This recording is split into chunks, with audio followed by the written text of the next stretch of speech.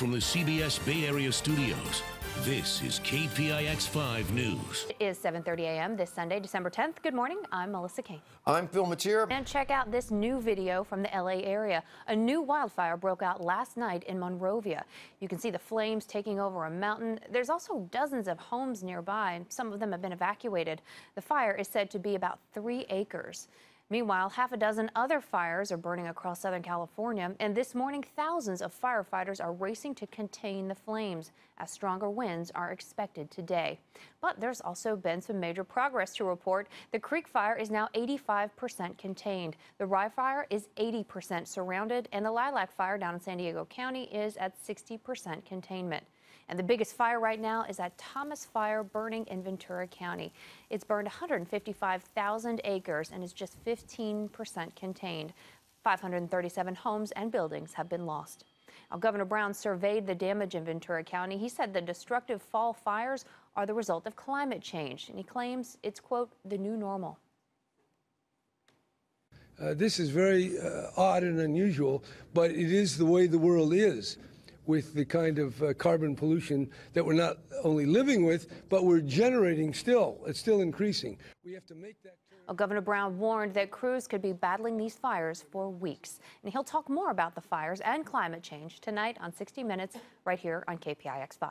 Locally, 6 landlords stand accused of price gouging in the wake of the wine country wildfires. Under state law, during a state of emergency, it's illegal to raise rents by more than 10%. Governor Brown extended that rule for 6 months in the fire zones.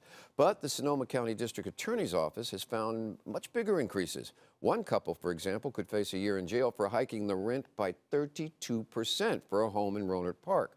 Other owners allegedly held bidding wars for property in Santa Rosa.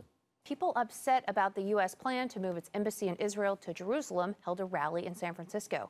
Palestinian, Arab, and Muslim leaders around the Bay Area organized the demonstration at United Nations Plaza. Some say President Trump's decision to formally recognize Jerusalem as Israel's capital shows a bias against Palestinians. I think this is really the continuation of a U.S. policy that's been happening all along. It just sort of tips the hand to show that U.S.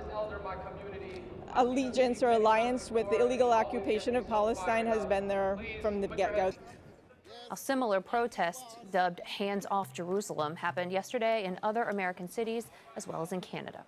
And it's looking a lot like Christmas. This weekend was the annual SantaCon, so you may have seen some Santas running around the streets of San Francisco yesterday. They met up at noon in Union Square. Most were dressed up as either Santa or an elf, but we found one man who decided to forego the red and white outfit altogether and go as a penguin. I think it helps you let loose a little bit and kind of, get into the spirit of everything. And that's one of my favorite things, is coming out and seeing all the different costumes and just the creativity that people have.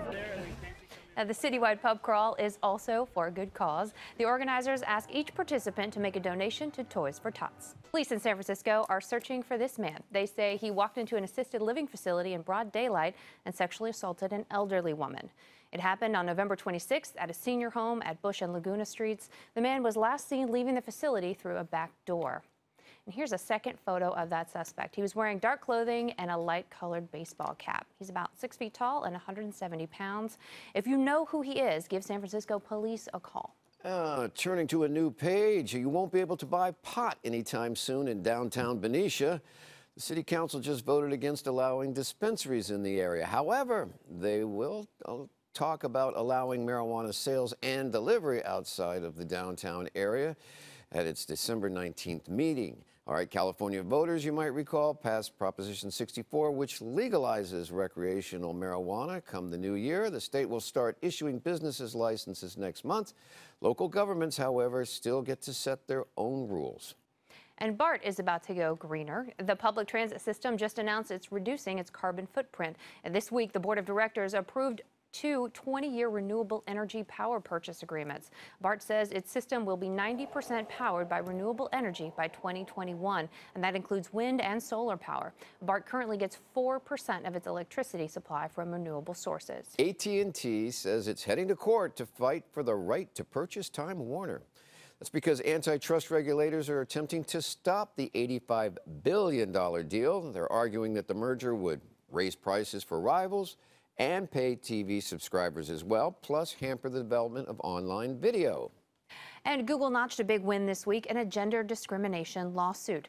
3 female ex-employees sued the company in September, alleging women at the company were paid less than men and promoted less often. But a judge, Mary Wise, threw out their class action request, saying the lawsuit was too broad.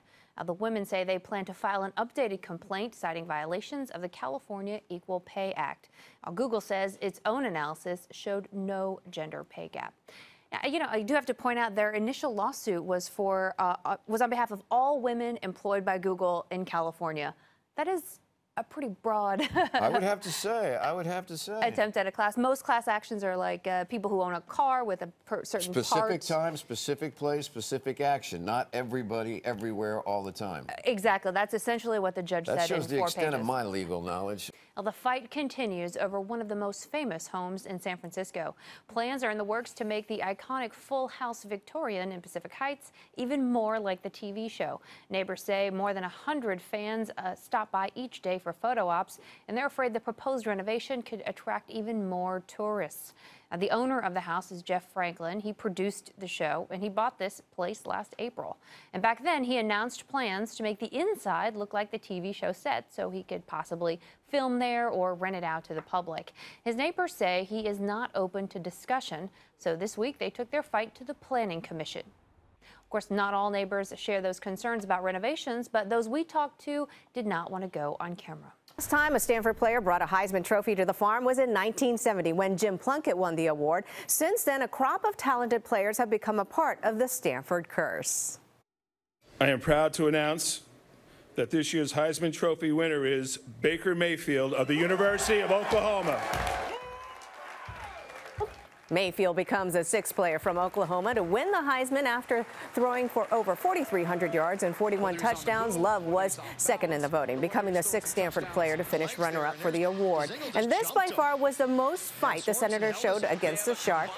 Logan Couture scored his team-leading 15th goal of the season. San Jose wins 5-0 for their 5th win in their last 7 games. And Cal at San Diego State, the Bears' Don Coleman scored 19 points, and the Bears overcame a 4-point deficit in the final 45 seconds to pull off the upset in San Diego, 63-62.